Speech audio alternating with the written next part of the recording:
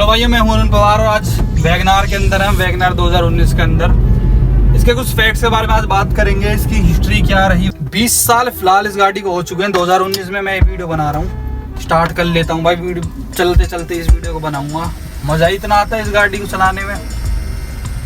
तो 1999 में गाड़ी लॉन्च हुई, मैं बता देता हूँ। और आज 2019 में इस गाड़ी को पूरे 20 साल हो चुके हैं, कंप्लीट कर लिए। इस गाड़ी ने आफ्टर मार्केट है, इसमें नहीं आता है इस कंपनी से।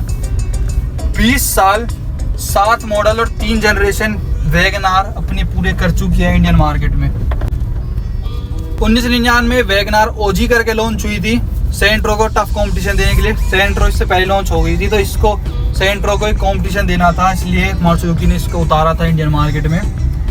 टॉल बॉय डिजाइन के नाम से पॉपुलर हुई थी, क्योंकि अक्सर उन लोगों के लिए थी जो थोड़े लंबे थे उस टाइम पे। इंजन जो था इसमें 1061 सीसी का था, जो 67 PS की पावर जनरेट करता था। और जो माइलेज थी वो आप शौक हो जाओगे सुन के, वो थी केवल 12 kmpl की। फिर इसका 2003 में एक छोटा फेस लिफ्ट वर्जन लॉन्च किया गया।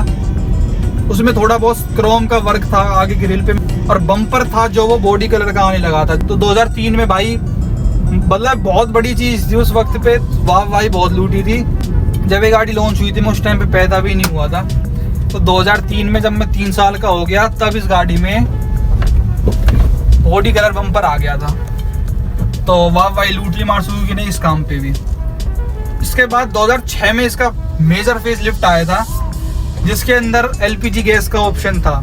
यानी कि आप सिलेंडर जो घर पे आप चूल्हे में जो गैस होती है उसका ऑप्शन आ गया था, जो सिलेंडर आप डिग्गी में रख सकते हो। और उस टाइम पे बहुत पॉपुलर हुई थी, और सिलेंडर्स अक्सर लोग गाड़ियों में रखने लगे थे, और जिसमें बदबू भी बहुत आती थी। तो हम जब छोटे छोटे थे तो हमको याद है भाई, वैगनार गाड़ी में जब सिलेंडर रखे रहते थे बदबू आती थी, गाड़ी में बैठने का मन नहीं करता था। प्लस ऐसे कहते थे कि इस गाड़ी में माचिस मत जलाना या गैस लाइट मत जलाना, क्योंकि गाड़ी में आग लगने की संभावना होती थी।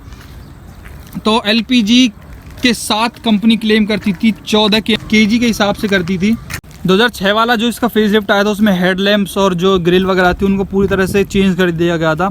क्रोम की कुछ ग्रिल लगा दी थी, जिसकी वजह से और प्रीमियमनेस बढ़ गई थी इस गाड़ी में। क्रोम का खूब भरपूर इस्तेमाल किया था, और उस समय कंपनी जान चुकी थी कि अगर हम क्रोम का इस्तेमाल करें गाड़ी में तो प्रीमियम लगती है और मज़ा आता है गाड़ी को देखने में भी। तो फैक्ट्री फिटमेंट भी आता था LPG के लिए उस टाइम पे, जो मैं बता चुका हूँ। जो 67 PS का पावर वाला इंजन था, उसी के साथ वो कॉम्पेटिबल था।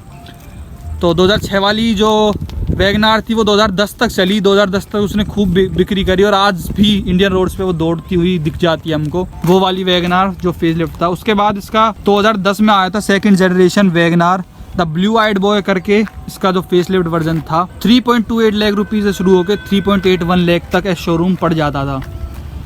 तो 23 अप्रैल 2010 को मारुति ने बिल्कुल नई वैगनार लॉन्च करी, जिसमें 998 सीसी का KB10 इंजन दिया भाई, एल्यूमिनियम कंस्ट्रक्शन के साथ, जो आपको मारुति की A-स्टार गाड़ी में जो पहले आती थी उसमें देखने को मिलता था। यहाँ पे इस बार CNG भी ऐड कर दी। CNG में भी आपको वैगनार मिलने लगी थी, जो कि 58 PS की पावर जनरेट करती थी CNG में, और 62 PS की पावर जनरेट करती थी LPG में 6200 RPM पे। उस टाइम पे कंपनी फ्यूल एफिशिएंसी जो क्लेम करती थी वो थी 18.9 की, जो कि उस टाइम पे मारुति की ऐड में आती थी। कितना देती है करके कैंपेन चला था ऐड का, जो कि बहुत पॉपुलर हुआ। और आज तक मारुति की जब गाड़ियों की तरफ लोग बाग देखते हैं या कोई भी पूछता है किसी से, तो यही पूछता है कि कितना देती है, यानी कि माइलेज गाड़ी क्या निकाल रही है। तो गाड़ी उस टाइम पे भी टॉल बॉय डिज़ाइन के साथ ही रिटेन कर रही थी भाई। उसके साथ इसमें लार्जर व्हील बेस भी कर दिया गया, लेंथ भी बढ़ा दी गई, और i10 जैसी हुंडई की तगड़ी गाड़ियों से टक्कर बड़ी आसानी से देने लगी है, सेंट्रो से भी ऊपर हटके। तो उस टाइम पे भी इसमें ABS, एयरबैग, डिफोगर्स और फॉग लैम्प का ऑप्शन प्रोवाइड करा रही थी कंपनी। 2010 की मैं बात कर रहा हूँ। तो उस टाइम पे भी टॉप मॉडल्स इसके खूब बिके थे। हालांकि लोगों ने जो नीचे वाले मॉडल्स थे जिनमें ABS वगैरह नहीं आता, वो ज़्यादा प्रीफर करे क्योंकि सस्ते थे। अब आती है बात 2013 की, जब जनरेशन 2 इसका फेस लिफ्ट 1 वर्जन आया। 3.58 लाख रुपये से शुरू हुआ था, 4.42 लाख तक गया था। जनवरी 14, 2013 को ये लॉन्च हुआ था with some cosmetic changes. New fog lamp housing दे दी थी, और जो ये चेंज थे वो मारुति सुजुकी ने क्लेम करे थे कि जो ये नॉइज़ आएगी गाड़ी में से उनको कम कर देगी ये सारी चेंजेस। फिर 2013 पे वैगनार स्ट्रिंगे भी आई। 4.1 लाख से जो शुरू हुई थी 4.38 लाख तक गई। फिर 27 जनवरी 2017 को स्ट्रिंग ग्रे जो थी वैगनार वो VXI प्लस वेरिएंट में कन्वर्ट कर दी गई। वैगन आर का 3rd जनरेशन मेरे सामने आप अभी देख रहे हो खड़ा हुआ।